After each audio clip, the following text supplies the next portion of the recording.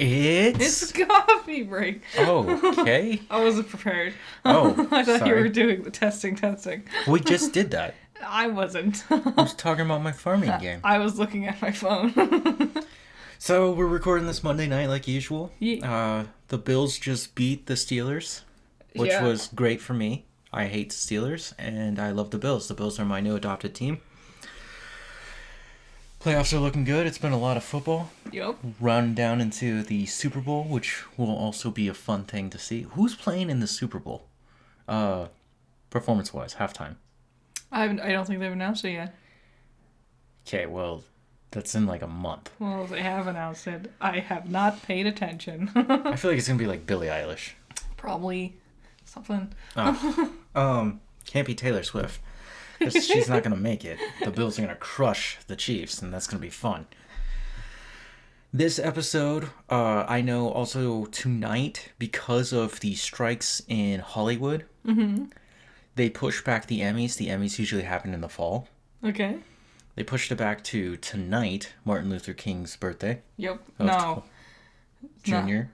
No, it's not his birthday. That's his birthday. I thought this was the day he died. No, what? No, it's his birthday. Is it? Yeah. Well, it's Martin Luther King MLK Day. Where was I going with that? Yeah, so it's gonna play tonight. Mm-hmm. We don't get it because it's streaming on Fox, and you gotta pay way more money just to watch Fox. It's not worth it. Boo. Plus, the information you get from Fox is not worthy of knowing. Yes. So, next week's will be about the Emmys. Yes. So just to let you know, the primetime Emmys will be episode 111. This is 110. We're up to 111 already? This is 110. That's cool. Yeah. Awesome. Yeah, I was like, that's kind of weird to be typing in for the script. Remember back when we had our tiny little numbers, just breaking 10, and then we're at 110? Crazy. Yeah, it's been a long journey. Last week, Yeah. I finished up Dead Space. I've been playing my second playthrough. A lot easier. I imagine, now that you know what you're doing. Yep, the lore makes a little more sense. And there's still weird glitches and bugs. But most of the week was consumed because of new shows just dropping. Yeah, we watched a lot of stuff, and a lot of it was pretty good. And a lot of it was really bad. Well... We'll get to that later. I'm going to kick this whole episode off with the Nintendo Switch. Yeah, the rumor mill be churning it out. Well, last week there were rumors, or it was a analyst Yeah. from the industry talking about what the Switch 2 will be. Yeah. Switch 2 is right now just the name holder. Yeah, it's not That gonna... is not the official title for it. I highly doubt that And it'll go with that. I figured out the best name for it, and you gotta agree it was the best name for it. Yes. The Switcheroo. No. The switch it up No. as you flow. No. I'm just kidding. No. Call it the Super Switch. Yeah, that's what everyone said when the new 3DS came out. Yeah, just call it the Super Call 3DS. it the Super 3DS. You had a whole naming scheme. You've been doing this for years. And it would be a great way to be like, hey, this is not the Switch. This is a juiced up Switch. And it won't be as confusing as like the Wii U, where a lot of people were like, "Oh, it's an add-on." For It should have. the Wii. It really should have been an add-on. It should have. It really should have. It's interesting that the Wii U has that controller Yeah, like that with tablet. the screen. Yeah, you could tell what they were aiming for. But it doesn't make sense until you get to the Switch, and you're like, oh, that's what you were trying to do. The Switch 2 apparently will feature the same thing. It'll just be as strong as a PS4. Yes. And the games will be much larger. And that is due to, there's new patents out there for it, for the cartridges. Constantly making updates to computers and whatever. What they're going to be able to do is fit a micro SD Yeah. card into the cartridge. It's a lot of people are complaining that, oh, it's only going to be as powerful as the PlayStation 4. And it's like, yeah, think about how huge your PlayStation 4 is. If you have seen one or own one, you, the listener, 2. how huge is that machine? And now imagine Nintendo's making it capable to fit in your pocket. Mm-hmm. That's pretty impressive. I pocket my Switch Lites all the time. Yeah. I just walk around with a Switch in my pocket. Lots of times you'll just like pull it, like we'll be in bed, and then you just pull it out somewhere. It's like, what? When did you even? And then I pull out my phone in my other pocket. Yeah. Because I just need screens because I'm a millennial. And if they made it more and the other thing is it's gonna still be affordable this way, as affordable as they can. Well, the guy from the industry was saying that it'll probably start selling around $400. Yeah, that's about what I expected. That's $200 over what the Switch is. Is it really? Yeah, the Switch is $200 right now. When Switch came out, what was that? 2017, 2018? It was a while ago. It was only $300. Okay. Yeah, but now getting stronger. It's gonna have to be more expensive. Also, everything's getting more expensive. So the new rumor is that the release date for the Switch 2 will be September of this year. I'm not sure if I believe that. I do. I feel This makes a lot of sense to me, to release the console slightly before the holidays. Because you're going to get the influx of people who need to have it now. Mm-hmm. And then the kids who will get it for Christmas. Or the holidays, right? I guess I'm like, wouldn't you want to announce that like a year in advance so people could get ready to buy it? Like be pre-prepared. But I guess that doesn't necessarily, like, as long as you announce it a few months in advance. Yeah, no, well, it will be a few months. Uh-huh. And then, because think about it, the big shopping holiday takes place between like mid of October to December 24th. Yeah. So that would be plenty of time. And who's your real target audience with this new Switch? Everybody. Technically, kids. I guess it's kinda. You gonna give a 400 piece of equipment to a kid? Yeah, they walk around with iPads. True. So yeah, I'm excited for the Switch. This weekend I went out and bought a game for the Switch. You did. You caved. I caved. I did it, and I got Tears of the Kingdom. Yeah. How far are you? Have you finished the tutorial yet? So I'm still in the tutorial. Don't expect much progress from me. I'm gonna slowly do this. I'm gonna do the whole thing, because basically this game is gonna tie me over until the new Pokemon game. Yeah. Which is, we don't even have an idea when that's gonna happen. Like usual coffee breaks, we will talk about Pokemon at the very end. Yes. Okay, the next thing, there's not much going on again. Award season, Yep. football playoffs, basketball's starting to begin. This is just a natural progression of winter. Yep. One thing that I reported on in an episode earlier was Rebel Moon on Netflix. Yeah. That the extended cut would come out before the second part, Scargiver. Yeah. Which Zack Snyder has recently revealed that Scargiver will still come out in April. Mm-hmm. And the extended, what's the first one? Child of Fire? Yeah. Will be in summer. So we'll know the story before the extended comes out. Which, I mean, I guess it might be a crapshoot no matter what he does. I don't think people are going to be interested to watch it regardless, because the first part was pretty bad. It is. It's terrible, and there's no reason to go back and watch it. But it's kind of a fun little project for me, because I like bad movies. I'm so, like, in love with hating this film now. Yeah, and now I want to see how this goes.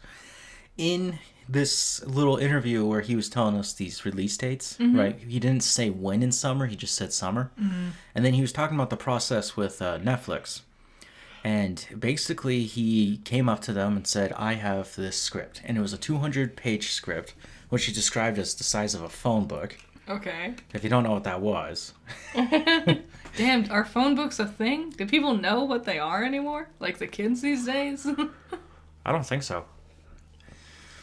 But what a waste of paper they were. Mm-hmm. Netflix was like, there's no way you want us to do a rated R movie with a 200-page script. And so they bargained into breaking it down into 2 parts, and then they bargained into having a PG-13 cut of it. I feel like Netflix is stupid. I bet his original vision would have made sense. And the things they're, like, nitpicking about is probably what's made them so bad so far. Apparently it's rated R because of nudity. Oh, that's it? Mm-hmm. Not violence? He said there is blood, but mostly it's because it's just nudity. Just Korra's walking. She doesn't even have her like overalls. She just walks around totally topless the whole time. Yeah, her overalls were all CGI. That's a joke. That I don't know. We're gonna see come on or April. Yeah. So that was very interesting to me. And then today I was reading this very interesting article in IGN. I don't know who posted it where first, because these freelance article writers can go to different sources and write them. Mm-hmm. But it was about how streaming is changing. Yes. And this has been a thing happening, discussion especially last year. Discussion has been floating around for a while now. And they use Paramount Plus as an example here. When Paramount Plus came to be, Paramount said, this is going to be your go-to place for Star Trek. Yeah. And they had all the Star Trek stuff on there. Big thing, I remember. And then, recently, they got rid of the first 10 films, leaving you only with the Chris Pine trilogy. Star Trek, Into Darkness, and Beyond. And Paramount Plus isn't even that old. No. It's like 2 or 3 years, and they're already like pulling out on their ideas that they had. You can still watch all the Star Trek shows. Yeah, But they got rid of the movies. So and if you we want- don't know where they are. They're just sitting in limbo. Yeah, we're gonna have so much lost media now. Like Willow, the TV show. Yep. That's now lost media, unless someone. Someone for sure did that. But like that's crazy that people have worked. Like we could very easily let them just be streamed somewhere, but instead corporations are getting rid of them arbitrarily because they might make more money without it there. Well, so the HBO Max thing with Batgirl Yeah. still does not make sense to me on paper. No. For how much effort was made and put into that, and then for them to not even have finished the cut, Yeah. to kill it off and write it off for taxes, That doesn't make sense. I feel like if you had released that, you would have gained more new audience because it's a female Batgirl, or Batgirl is Brendan female. Fraser was the villain. He was like Firefly. popping off at that time. And it's Batman. Yeah. You know, Michael Keaton was going to be Batman in this one. Everyone's got, like, people still had a bit of superhero fever. Yeah, and so to write that off and just get rid of it, it's still bizarre to me. The one that Willow does confuse me because I truly don't understand. They spent all the time and effort to make the show, Yep. and if it's just sat on your platform, people might eventually come around to watch it. You just get rid of it. Do you have to pay someone to keep it sitting on your platform? Like, did you not own it? Is that why it's not on your platform? It's a Lucas thing, and they own Lucas.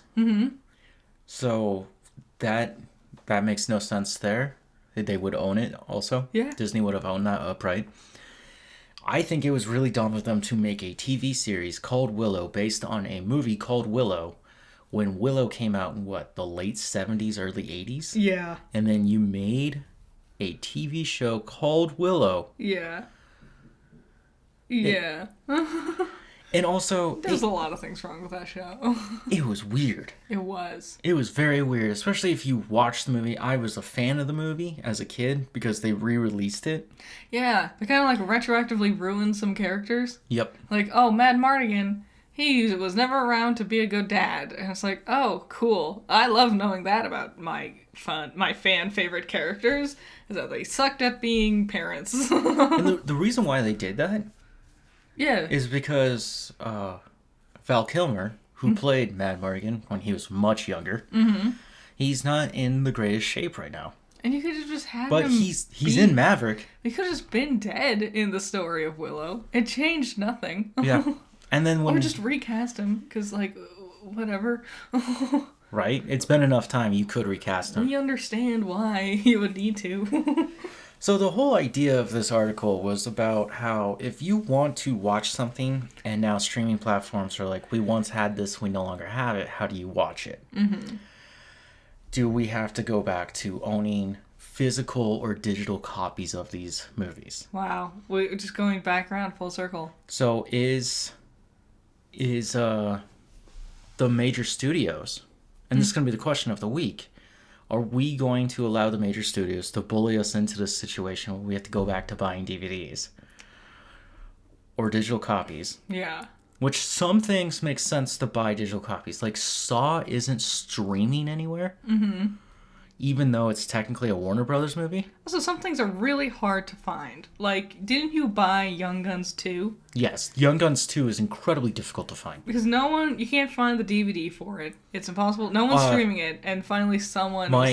My parents have the DVD. Yeah? And it's one of those DVDs where the cover is cardboard, and the side is plastic, and it hooks in. Ooh. You know what I'm talking about? Yeah. And you open it up, and it's just basically cardboard that wraps around the disc. That's so and gross. Then the disc is double-sided if you want full screen or widescreen.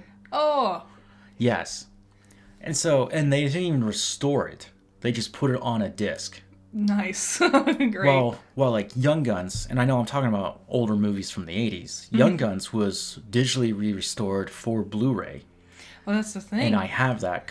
My dad thought I was really dumb for buying it. I still have it, and I watch it multiple times every year. You do. Lots of times I'll wake up because the main menu has like random like gun firing noises because it's like a shootout, and so I'll wake up in a panic because I just hear gun firing noises because you've fallen asleep. Mm-hmm. No, so especially like the older movies, like to jump ahead a little bit, like we watched The Exorcist. Yes. Like old films like The Exorcist. And even older than that, like, there's one movie I watched at university called Cabin in the Sky. Mm-hmm. Old black and white movie. I thought it was great, but it's hard to find movies like that because no one kept them around and no one streams them. Yes. A great example, that one showed up in a coffee or garbage eggs, our Halloween movie breakdown. Yeah.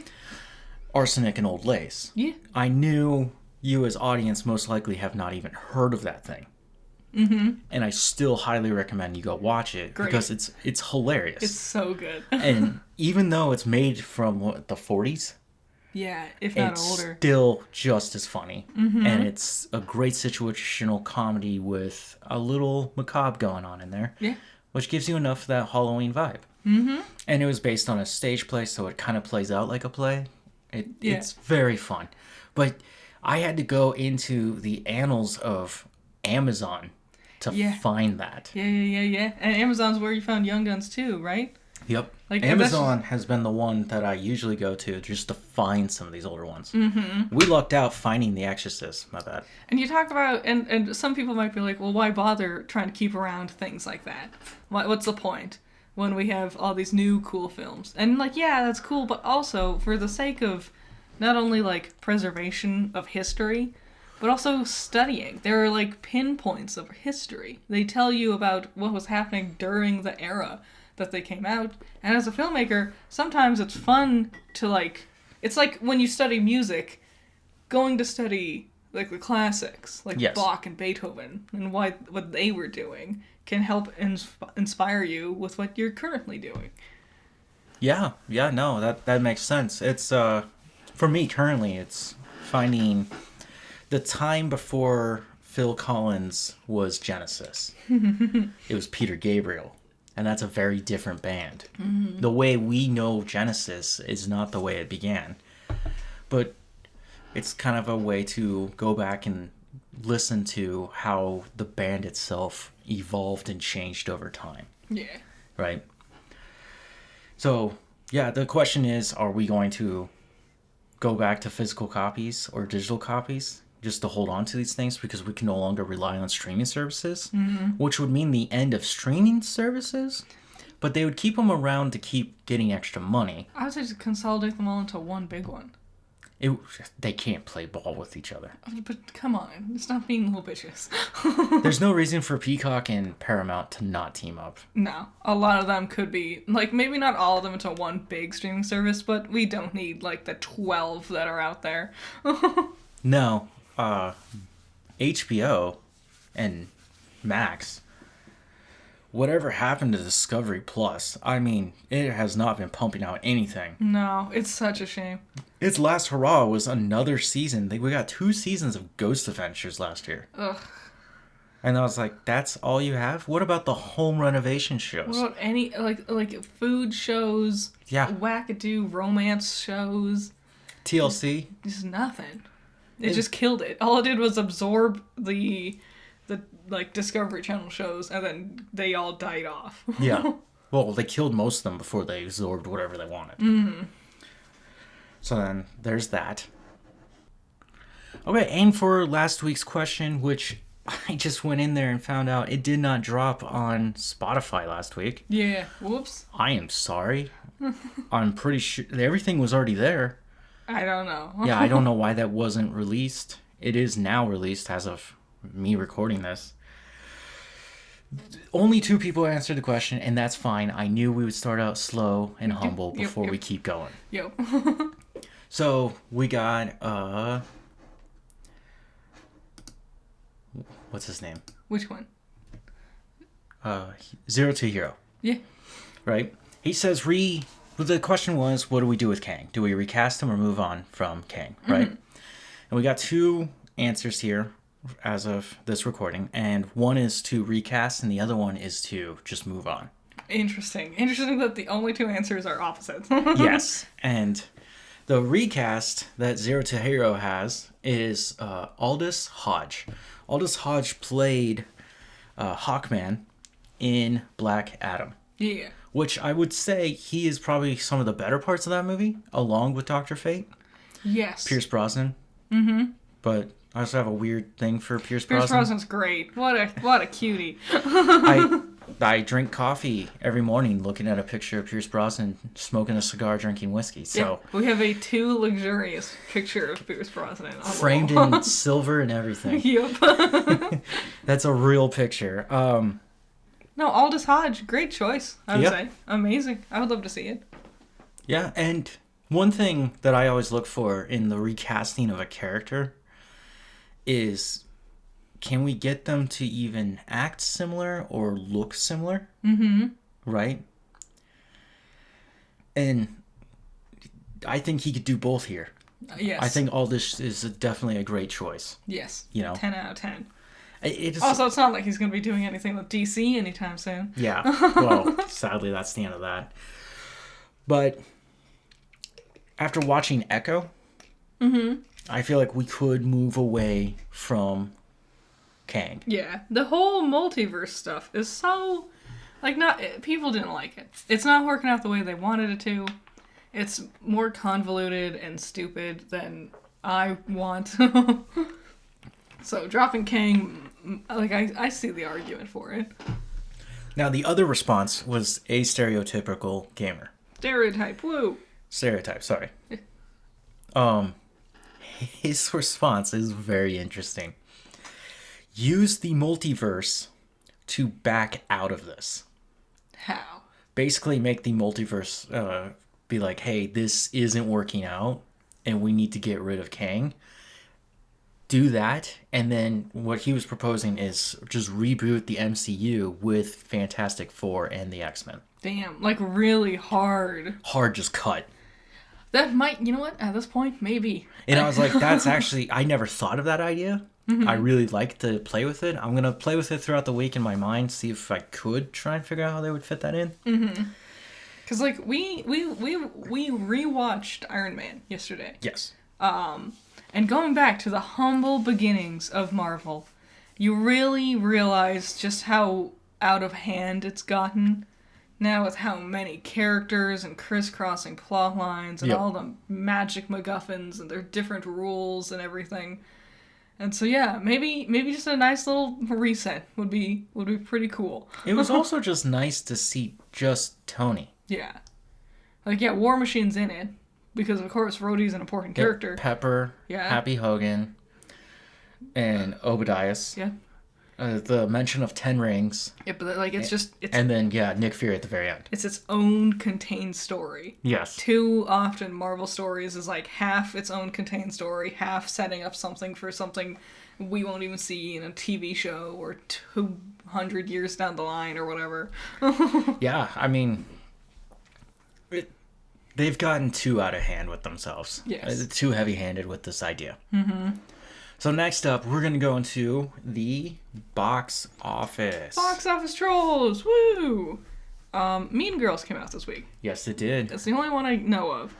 So Mean Girls comes in at number 1 at, 28 million. Did you see the video of people realizing it was a musical? No. There's this they're filming in the theater, so everything's dark and we're watching the screen. And Katie's sitting there. That's the main character. She's sitting there. And then suddenly, like, the lighting shifts on screen and she starts singing. And you hear the crowd just go, oh, as they're realizing what this movie actually is. Damn. Yeah. Next up was The Beekeeper, a new action movie with Jason Statham. I have no idea. Yeah. I'll see it when it hits Netflix. I don't remember seeing a trailer, but I might have. I don't know. It played during when I was watching football. And yeah, you're not really participant in that. I'm usually playing Ooblets. Yep, there you go. Yeah. Wonka fell to number 3. Mm-hmm. Number 4, Anyone But You. Okay. Number 5, Migration. Okay. Number 6, Aquaman and the Lost Kingdom. Damn. It's actually not too bad. Still holding on. Night Swim dropped from 2nd to 7th this week. Ooh. Horror movies are always. And it also, because, like, if you want to see a horror movie, you see it the week it comes out. But here's my thing. Mm-hmm. Blumhouse. Yep. Blumhouse is also Get Out, Yep. Us, and Nope. Yeah, but is it Blumhouse or is Blumhouse. it mostly Monkey Paw Productions? Yeah. Basically, Jason Blum just gave his money to Yes. Jordan Peele so that he can make those quality movies. Mm-hmm. But still, there's some tie there. And then Atomic Monster, which is James Wan. Yeah. Conjuring, Insidious, Saw, Aquaman. Yep. But let's not forget La Llorona, Annabelle Creation, God. Annabelle, Hate all of them. The Nun 2, which I couldn't even get a quarter of the way through. It was so bad. Well, they also had Five Nights at Freddy's.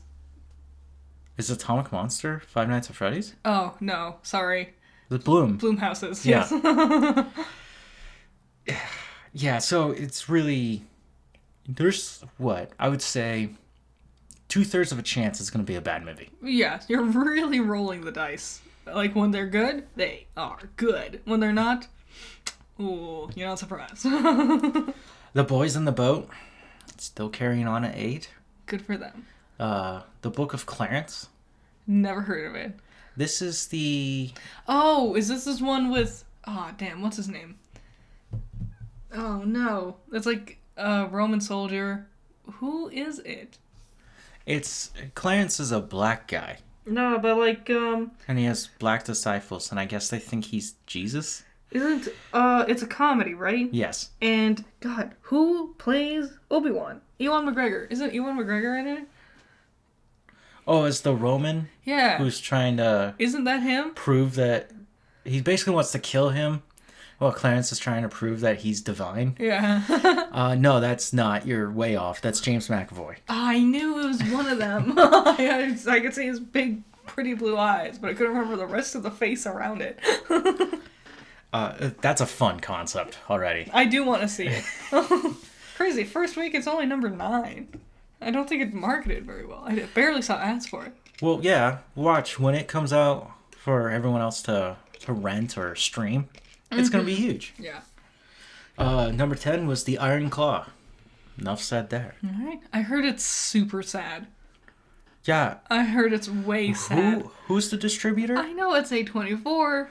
A24. It's a real gamble between Disturb and sad, and I thought this would be on the Disturbed side. Wow. I didn't want to blow out the mic. Okay, we watched a ton of stuff. We did. More than just Echo. Yeah. A24, you guys got a special place in my heart, but we'll get there. we'll get to talk about their new TV show that makes me a little uncomfortable. Well, so what are we starting with? We're going to start with Netflix. Delicious in Dungeon. Yeah.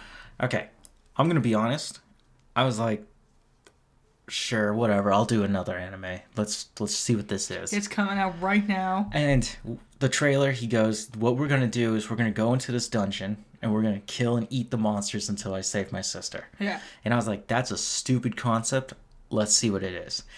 Instantly fell in love. I was so intrigued because I heard about the manga when it was coming out, like Really? years ago. And I was like, that sounds great, but I don't want to read a manga because I don't ever have time to read. The manga's done. Yeah. Well, Which means they can tell the full story without any potential Full Metal Alchemist or One Piece Yup. or honestly Netflix and the One Piece episode thing. What is going on there? I know. They like skip 400 episodes. Yes. That was really confusing. Not Delicious in Dungeon. Also, speaking of One Piece, Emily Rudd voices the elf mage girl lady, who is the live action actress playing Nami in One Piece. Yep. She's great. She's sweet. I like their German dwarf guy. Yeah, he's voiced by Sungwon, who's great. It's funny. So the story is these dungeon Adventurers? Yeah, they go into this dungeon to just kill monsters to make money, right? Yeah. His sister gets eaten. The main guy's sister gets eaten. Yes. He decides to tell who's left of his team, just go, and I'll just go back in the dungeon by myself to save my sister. I have enough time before she gets digested by this red dragon. Because they don't have any money. Yep. Because And they have lost no it all. food. Yeah. So. And then they're like, no, we want to stay with you. And he's like, fine. And then makes that proposition that they're just going to live in the dungeon until they get her. And then we find out that the main knight dude, who seems so stoic. He seems like... Laos? Leos or something like that? Yeah. He's so stoic. So, like pinnacle of knighthood. And then they get in, and he's this talking is my about... favorite part. About eating a scorpion, and they're like, okay, you sound a little too excited. And then he's like, actually, all along, I've always really loved monsters. And he starts geeking out about it. They're showing you monsters, and he's like, you gotta admit, some of them look delicious, didn't they? And those two companions are like, no. At one point, he just calls him a psychopath. Yeah, he is. It's really... And they actually teach you about cooking, which is cool. Yep. And cooking monsters, you learn about the biomes, the behaviors of the monsters. I love like deep lore things like the monster does this because of this biological reason. Yep. I was like, that's fun. Yeah. It's like a bestiary. It is. And, I was like, why did it take so long for this to become an anime? And this should have been an RPG game. It should be, honestly. It's like Monster Hunter meets Breath of the Wild, but you're stuck in a dungeon and you're just killing monsters to cook them. Like, mix it, like a little bit of Harvest Moon, Yep. It probably took a long time to become an anime because Studio Trigger is animating it, and they are so slow because they do a million things. The only thing I can say about Trigger here is at least they're not doing what they did with Edge Runners. Yeah, it's more like, you never watch Little Witch Academia, but it's a lot more like that.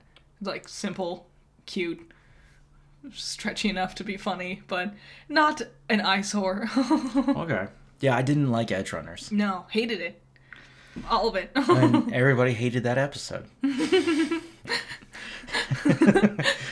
Oh well. So Echo came out. Yes. It's the first MCU television show to be dropped in its full entirety. Yep. And to be rated TVMA. Great choice.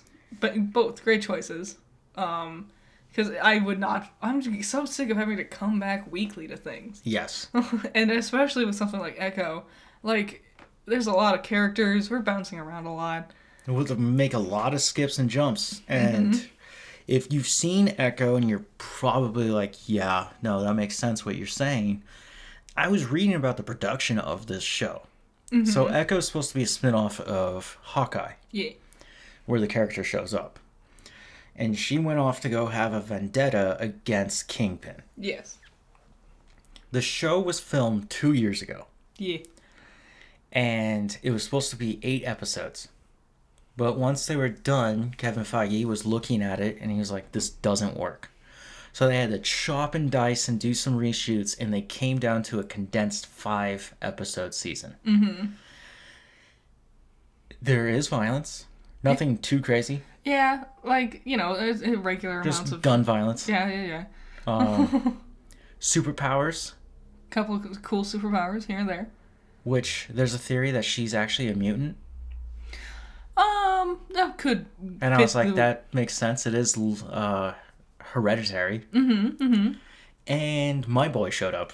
I guess all our boys showed up. Barely. I wanted more. Oh, dude, it was so cool. You just have to watch the first episode and you'll see him, and you'll just have way too much fun. I really liked how everyone knew sign language. That was very cool. And then it made sense later when she was like arguing with Kingpin about something, and she's like, "You never even bothered to learn to sign language on your own." And it's like, no, you don't actually care. And it's like, ooh, mic drop. Yeah, no, but he did. So he beat her there because he made, or had someone else make this technology. Yeah. Where he was able to speak spoken words, and then it would sign for her through her... like a contact lens. It was a contact lens. Yeah. Well, his was... Yeah, I'm not going to give away spoilers there. Yeah. It was great. I loved it. I thought it was probably one of the best things Marvel's done for their TV shows. Yep. Especially in a long while. And if you are a fan of Daredevil and you feel a little hesitant about this, there are things in there about Kingpin that are direct references to the Netflix series. Yes. Kind of got me in a giggle. Mm-hmm. Rabbit in a Snowstorm. I saw it. We're setting up some things. And you were like, you're the biggest nerd I've ever met. And I was like, you don't get it. It's so important. I always heard it as Polar Bear in a Snowstorm. Well, that's not what this story's about. Well, I get it. Yeah, so I liked Echo. I liked how short and simple it was. She was cool. Every character was fun. Could have been one episode longer. Yes, and it should have been focused more on family. Yeah, because we make way too many leaps with the family. It's specifically her relationship with Bonnie. I feel like it never had a shafted. real resolution. Yeah. Also to set up Henry and Biscuits more. Just something. Just a little bit more. Yeah, and Biscuits and his dog Billy Jack. Yeah. I felt like they were supposed to be comic relief. I'm glad they didn't go too goofy with them. Like, they were fun. Yeah, but I felt like... And also, time with her grandfather. I can't remember his name. He owned the pawn shop. Scully. I remember. Because that's a very unique name. The only 2 characters I know have it. So I do recommend Echo, especially as a redeeming thing of Marvel. Yeah, you don't really need to know much about Marvel to just dive right in. You don't even have to watch Hawkeye, yet I would totally recommend it. Hawkeye is so funny. It's so good. Pizza Dog. Highly recommend it. We finished Monarch. Yeah. Legacy of Monsters. Finally. I know... How many episodes were there? There was... 12? 8? It felt like... 10? Months. Because they were releasing weekly. It felt like forever for the show to finally finish. And where we ended the entire show was... I felt like it was the end of the King of the Monsters. Yeah. And the beginning of Godzilla versus King Kong. Yeah. And these things I've been reading, they're like, oh, it's going to explain why Godzilla turns pink. No, it doesn't. It sure didn't. What did it explain? Not much. Oh, the like we diddled with hidden Earth? Yeah, like the underground Earth thing. Basically, the main thing Hollow Earth, that's what it's called. Like, time is slower down there. Yes. So that's why, especially with these monsters, they're living years and years and years and years, because down there, an hour is like a year on regular Earth. Yeah, some spoilers about how that works. They went down at the end. Mm-hmm. They're there for what, 27 minutes? Like maybe an hour or something total. It was a relatively short amount of time, and when they came back, it had been 2 years. Yeah. So. And where we left off, I was like, I'm still confused. Yeah, there's a whole subplot with the character May, with her like stupid secret spy shit. Technology. It's so that dumb went nowhere. and boring, and it also not nearly enough monsters in general. All villains become good guys. Yes. The one adversary they really thought they had was Godzilla. Yeah, but even then he became a good guy because he stopped the Wyvern from attacking them. I can't believe you're still surprised he did that attack. I'm just surprised he did it from so close. He likes to get close and personal. I thought it was dumb. It was way too long. Also, the thing is, I've been wondering is what's his name? Russell Crowe, Lee Shaw. That's not Crow. Oh, but Shaw's character. What is it? Kurt Russell? Yes, they are not alike. No, might be. He's so important to Monarch. He actually pretty much built Monarch. Yeah, him and I don't remember her name, and Bill Randa and Keiko. That was her name. Bill Randa he's played by John Goodman in Skull Island. I'm gonna be honest. I don't think when Durs gets old, I don't think he's gonna look like John Goodman. Me either. Great acting choice, though. He did amazing. Yeah, no, everyone did good with their acting, even Kurt Russell. Mm-hmm. The one actor I would actually want to kind of go, no, I didn't like their performance was Kentaro. I felt like he did fine. He just didn't get to do anything. Yeah, and even at the end, he seemed like a bad guy. And I was like, I don't get it, because we skipped 2 years, and last time I saw you and your dad were crying in his office. Episode 3 ends, and that's kind of the end of Kentaro. Like, he tags along, but he doesn't push the plot forward. He doesn't have any revolutionary ideas or character moments. He barely talks to anybody anymore. He's mostly just like, I still want to find Dad. And that's it. So I felt Kentaro, in general, got really shafted. Yes. We also never explained why Godzilla was out in the middle of the desert. Nah. There's so much, like, it felt like they wrote the story and they're like, oh man, there's like 12 episodes where there are no monsters. We need a monster to show up. Godzilla pops out of the desert. Fuck it. So, yeah, I don't think there's going to be a second season. No. I really don't think there's a reason to put in the money. Nope. The only thing that I would say it helps you with is understanding Monarch just slightly more, but not enough to where you have a full grasp of it. Yeah. And the Hollow Earth, which is going to play a major part in New Empire. Yeah. We've been setting up the Hollow Earth thing for a while. This is it. Okay, next up, The Exorcist. Yeah, I mentioned it before. It was that big list that we have 100, now we're down to like 98 movies on there. Roll a die, see what number you get. Pick a random movie and watch it. We got The Exorcist, kinda. We kinda just picked The Exorcist. Well, the way that worked, so we rolled the die, and we got Gran Turismo. Uh-huh. And I was like, I don't want to pay for more Netflix. Yeah. Just to watch this terrible movie. I know it's going to be horrible. Mm-hmm. So you rolled it again, and we got The Batman. Yeah, I was like, I don't want to sit for 4 hours. I don't know who liked that movie, or even liked it. Yeah, you definitely don't talk about it basically every week. I was just like, I'm not in the mood to watch The Batman right now. Yeah, I love The Batman, but like, I don't know. Do you admit with me that it is the best Batman movie ever? Yeah, I've said it multiple times. There we go. It's been told. But we weren't in the mood for it, and I just came across The Exorcist, and I knew after watching The Exorcist New Beginning. Yeah, we watched the It's a prequel. Mm-hmm. And then we also watched Believer. Which is a sequel. Yeah. And I was like, the thing we're missing here is the original. Yes. And you hadn't seen it, which I thought was really weird. I didn't watch horror movies until around when I met you. Yes. Because my sister is a big scaredy baby. cat? Yeah, she can't stand, she gets nightmares so easily. To me, it's always interesting to watch the horror films that are regarded as great. Mm-hmm. You know, a million can come out, and one every 20 years is the one. Yeah. You know? To actually, like, truly terrorize you. And The Exorcist came out in the 70s. Big one. Made huge waves. You can see it was shot on film. People were throwing up in the theater. Yep. People were running Passing out and out. fainting. Yeah. So, how do you feel? I see how this was revolutionary, especially for the time. Especially because everything is practical. Yes. And, like, some things, even now, I'm like, I don't know how they did her floating above the bed. I know it was something practical,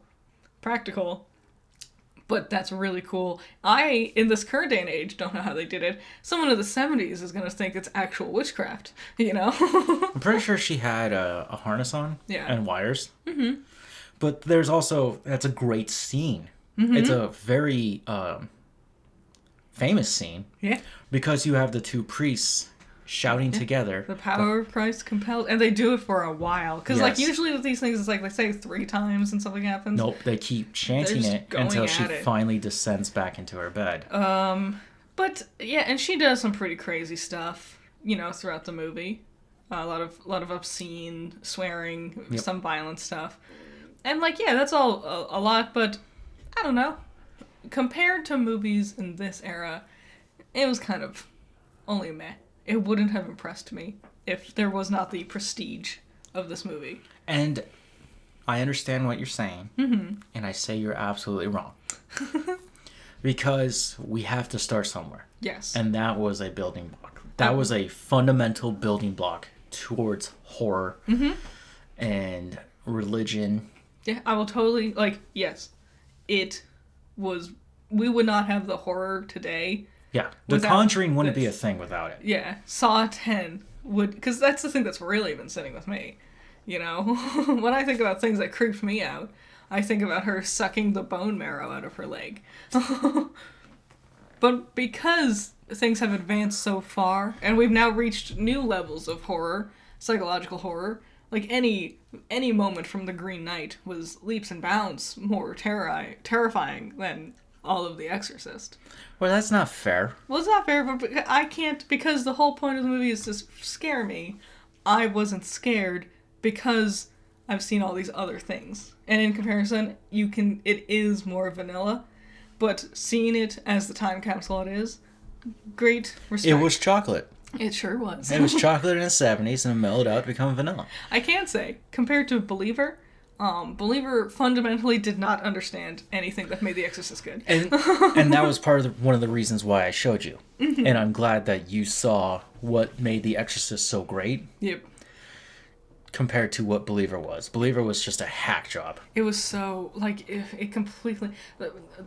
For me, one of the most intriguing things was no matter what you saw, whenever what happened, there was always the speculation of, well, it wasn't possession. It could have just been this, some sort of neurosis, something else. She just had spasms. No, the whole bed was shaking. No. She just had spasms. You know, things like that. Yeah, they talk about the superhuman strength of adrenaline. Mm-hmm. And they try to debunk it with science. There's science at that time. The movie's long. It's a long 2.5 hours. It's only 2 hours. And a lot of it, you don't see any real, you know, evil paranormal stuff. Devilry. Some things here or there. It's mostly just trying to scientifically find an answer. Until all options are exhausted and we must go to exorcism. Yeah. And I did appreciate that there was no, like, oh, she did a specific thing to be possessed. Like, we see she was playing with a Ouija board at one point in time. But there's no moment where we see it suck into her body or anything. And I can tell you right now, I've played with a Ouija. Yeah, we have. And that's all fake. Oh, it's so lame. If you ever see someone using it on a TV program, like Zach, it's so fake. It is the most fake thing ever. So, don't buy into that one. But at that time, they were also very superstitious. Mm-hmm. You know, and that plays heavily into the subconscious of the viewer. Mm-hmm. While us here in 2024, we could make leaps and bounds about her mental health. We could. Another thing was back in the day, especially, the fear demons have, like the grip it has on Christians who truly believe in those things, was a lot more prevalent. People were a lot more Christian back in the 70s. Mm-hmm. Nowadays, we don't really believe in that thing anymore. Like, people still believe. There are still Christians out there. But it's not... I'm not sitting there watching a demon thinking it could actually happen. Back in the 70s, that could totally have been a reality. Yes. I love the statue of Satan. It is more simple than I expected. Did you see his... I did. It was a unique choice. I would love that and put it in front of my house with a fountain. Nice. But that's just me. I'm just weird like that. Mm-hmm. I'm glad you saw The Exorcist and you enjoyed it for what it was. It was good. It was really good. I forgot how dark that ending was. Yeah. And short. Again, the version I watched years ago was the director's cut. Mm-hmm. And we watched the theatrical. So a lot of that beginning stuff, I was like, what are we doing? Yeah. As for... Where was I going with that? The ending? Yeah, I don't remember the ending being like that, but it's been so much time. Yeah. In fact, it's been way too much time. We saw Iron Man. Yep, I mentioned that again. That was the other film on the list. Mm-hmm. My pick, finally. The other two were your picks. Yes. It's weird. I know you were talking about it earlier, and I brought it up while we were watching it.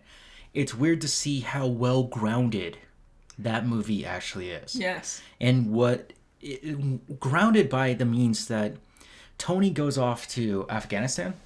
Yeah, I think.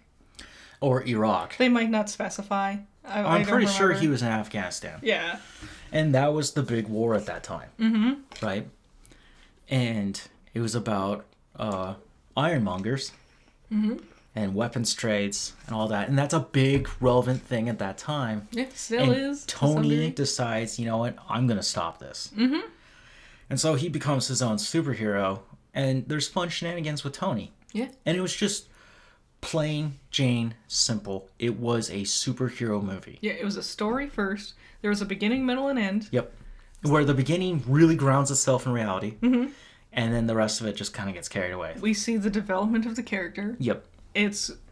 I love it. There's a reason I put it on my list. It might be my favorite Marvel movie, just for the perfect simplicity of it, and also Tony's a very fun character. Very fun and sassy. Robert Downey Jr. put his all into it. All of Phase 1, I would say Iron Man is the better of all of them, mm-hmm. film-wise. Yes. But the actual funnest one is Avengers.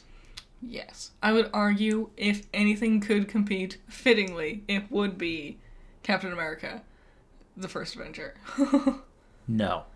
I like that one's too goofy. It's not too goofy. Dude, he picks up a trash can lid like he's got a shield and oh, he did do that. Oh, do you get it? You got it? He's gonna use a shield. I forgot. You know what I was thinking? I just think about the Howling Commandos because I like them a lot. You want to know a weird fun fact? After he gets his super serum, yeah, and there's that German Nazi spy guy, yes, and he chases him down, and then he bites into his tooth, which was the cyanide pill. That guy, that's Thorin Oakenshield. Oh, is it really? Yes. Wow. Who would have guessed? So yeah, no, going back to the very beginning of the MCU and seeing the humble beginnings was very appreciative, especially after watching Echo. Yep. And being like, this has kind of gotten out of hand. Mm-hmm. Again, nothing wrong with Echo. I still would recommend it. It just Marvel in general feels very overwhelming. Yes. Iron Man is very nice in comparison. It is. Now, A24. Yeah. We watched a movie that I came across, and I've been waiting to watch this one. Mm-hmm. It's a strong indie film. Yep. About a male porn star. Yes. Down on his luck, who has ED. Yes. Trying to get back into the industry. It's called Red Rocket. Red Rocket. Starring Simon Rex. Didn't it win awards? It won some indie awards, yes. Nice. It deserved it. It did the Syndicate and everything. Nice. It's not your typical film. It is very avant-garde It's like, in the way they tell the story. like we're talking about the 3-act structure. That isn't really a thing here. It's more like just pieces of a life Yep. leading from one point to the next. And you were right to compare it to The Florida Project, which is also an A24 film. Yeah.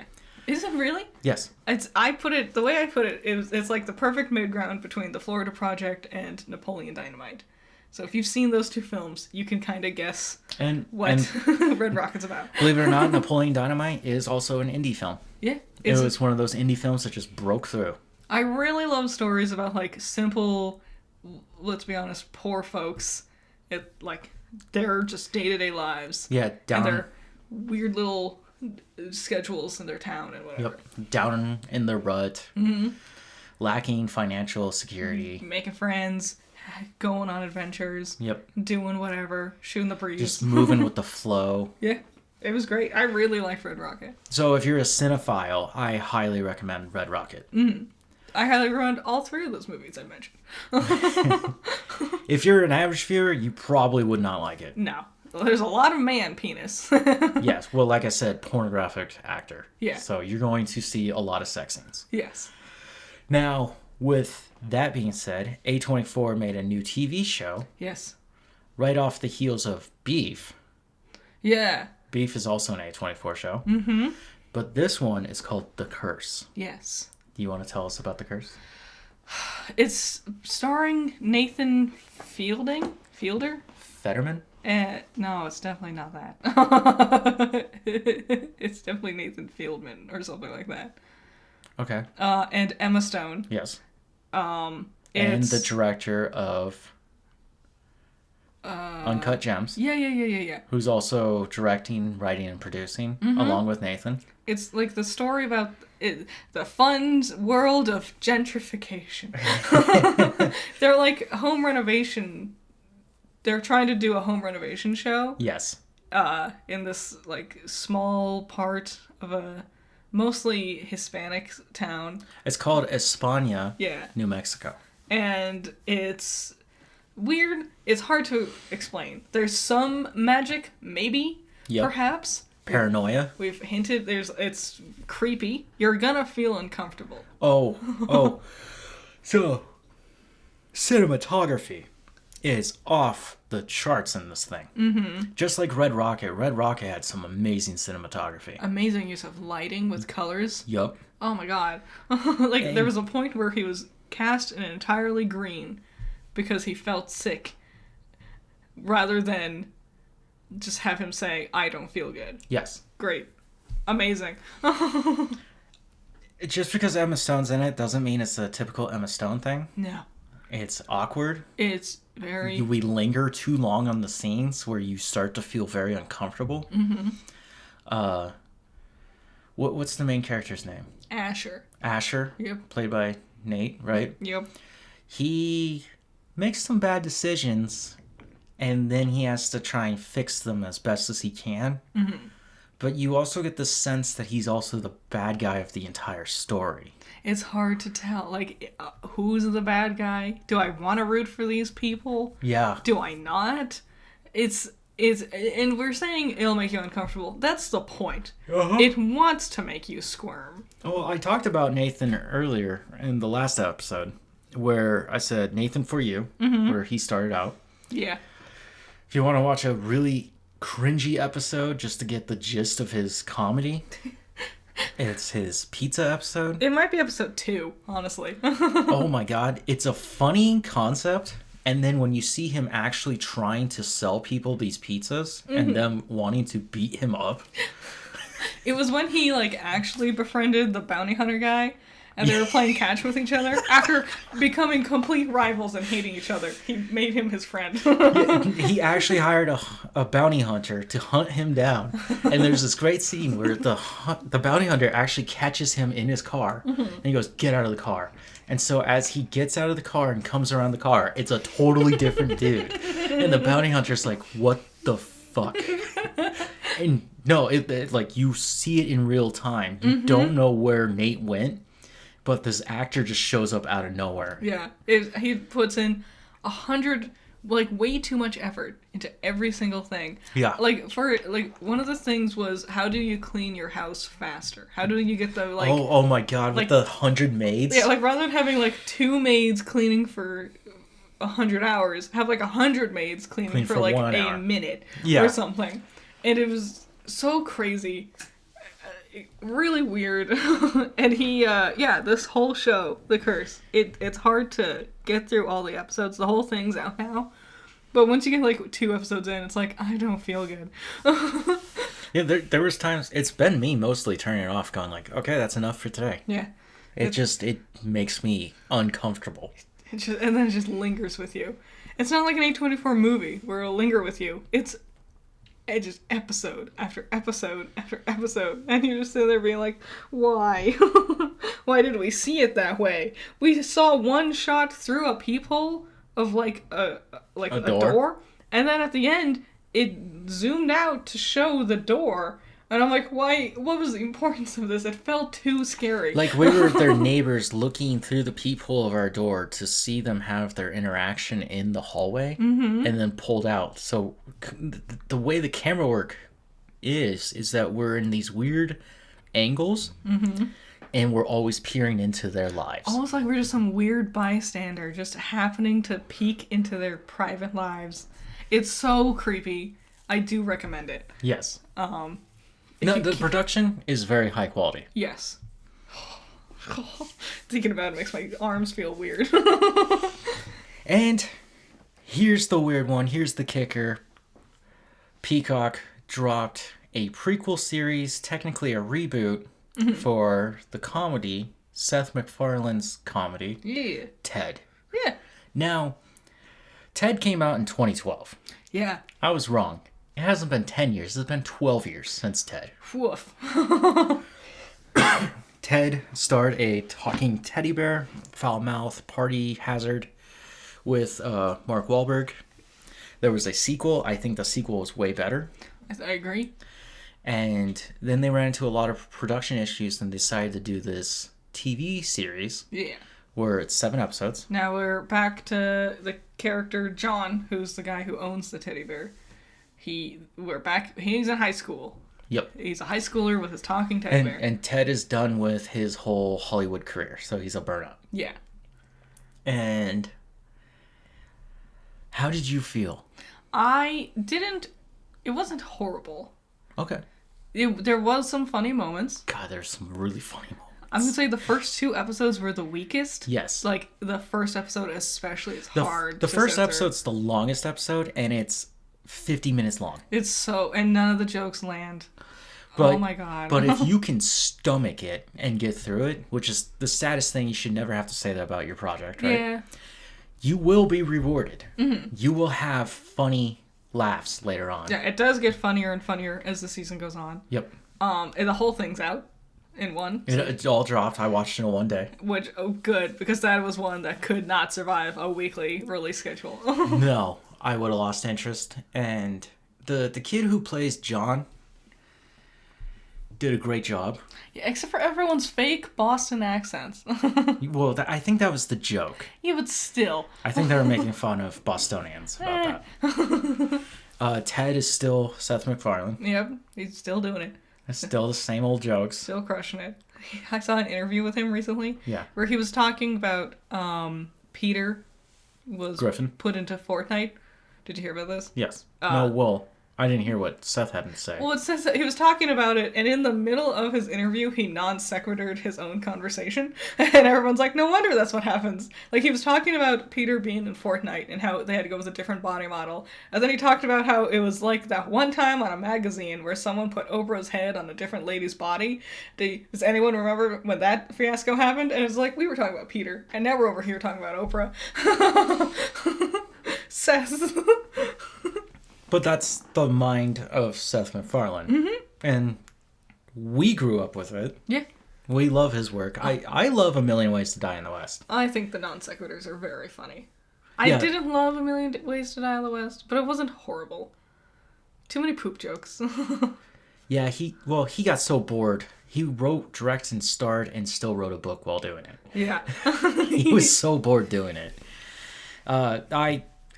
I think Ted is one of those fun comedies, just like Please Don't Destroy, The Treasure of Foggy Mountain, or I was gonna something say, like that. Please Don't Destroy is way funnier. But it is funnier, but also it's nice to see these old-fashioned comedies coming back in some capacity. Ted is good. If you have nothing to watch, just put it on. You'll have a good time. Oh, trust me, you don't have to see their actions, you just have to hear the dialogue, and you'll be like, that was pretty funny. The Halloween episode is the best one. Just gonna say. Yeah, the Christmas episode was really sad.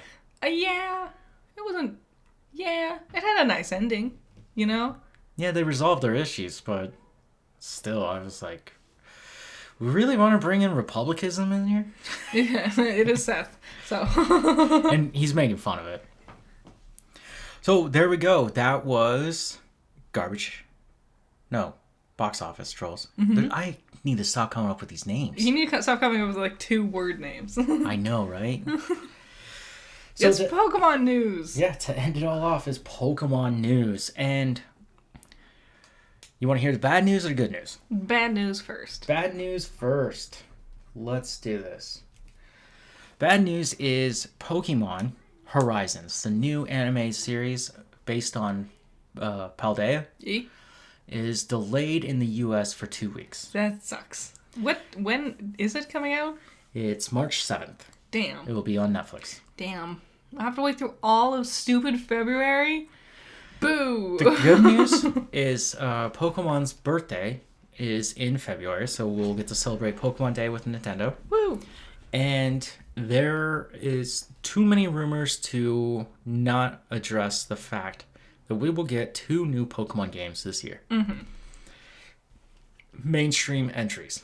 What day is Pokemon Day? I thought it was February 20th. It might be. We'll look it up. It's somewhere. We'll cover Pokemon Day when it comes. Yeah. I'm excited. But these 2 games are the games that I talked about a couple episodes ago about. There will be a Johto remake Yeah. in some capacity. Like a Legend Celebi is what a lot of people are theorizing. Yep. And then a Black and White remake where we're going back to Unova. Yeah. And it's time for Unova to be rebooted. There's so many things hinting towards it. One of the characters in the DLC, Is from Unova. yep, and another one visited Johto. Like, she talks about that at one point in time. Yep. So, yeah, so many things are pointing that way. Also, Arceus. What is the name of that place? It's Sinnoh, but it's called... Hisui? Yeah, Hisui. Yeah. Johto, Hisui, Sinnoh, Kanto, and Hoenn Yeah. are all Japan. Yes. They're just different regions of Japan. Yes. So it would make sense to do another origin story based nearby. And then we could see the burn tower burning down. Which, yeah, that would be really fun to see the legendary dogs. We could theoretically give them a pre-evolution. Yes. That could be so cool. Though many people have speculated that they were actually evolutions. I do really like that theory as well. Both would be fun. I would be on board for any. It would be fun. Yes. Ho-Oh and his origins. Lugia, I don't really care. Yeah. I feel like Lugia got way too much attention. Yeah. Also, it's like way down there in the ocean and whatever. Yeah, it sleeps there. Yawn. But yeah, I'm very excited. I want both of these. And whether it's just a remake of Johto, like Let's Go Johto, Yeah. Even that would be fun. that would be fun. And then like maybe Legends Victini. Yeah. That would also be fun. You gotta really do it right, though. Well, I told you my theories. If we do a Legends Victini, that the bad guy has to be from Galar. Yeah. And the main champion of Unova that you look up to, his main Pokemon is Bravery. Yeah. And your best friend is actually from Kalos. Yes. What I did there is the American Revolution. More Buffalant. Yeah, Fields of Bouffalants. More Buffalant. That would be pretty cool. And That would be. Tauros running around with them. Oh, that'd be fun. Especially if you go down into the southern region and you run into Tauros, a variant of it. A nice variant of Cacturn would be cool. How far do you think they made it through I don't America? know. I just want all of it. I want every. I also just like Cacturn. So that was Coffee Break. Yeah. Hope you guys enjoyed it. Answer those questions. Yep. It's not homework, it's just to help us out. Yeah. You know? Let us know what your thoughts and opinions are. Oh, I wanted to thank you guys for those who went and watched Dead Space. Yeah. I saw that everyone pretty much stopped on chapter 11 and didn't finish the damn game. Which, I will tell you this, the last level is a little too long in my opinion. And that runtime actually isn't the length of the level. I record the credits to show my appreciation to the teams that do these games. Yeah. That, you know, me playing all the way through their game, I don't want to take any credit for that. Yeah. This is Everyone worked so hard on it. thousands of people's hard work, and I just want them to know that I love them and I love their dedication towards this craft. Nice. So that's Coffee Break. That's Coffee Break. I hope you guys enjoyed, and sorry for those who listen on Spotify and other streaming platforms that didn't. I'm gonna look into why that didn't happen, because literally everything was set up. Yeah, we'll make sure that doesn't happen. It was even scheduled. Did you see when it was scheduled? No. Midnight on January 9th. It should have dropped. Maybe So, it was the new year, confused the system or something. on the 9th, I don't know. the statute of limitations of saying New Year had surpassed. Okay. Next week we'll talk about the Emmys. Yes, the Emmys. So see you next week. Let's go. Secession. Bye bye. Bye.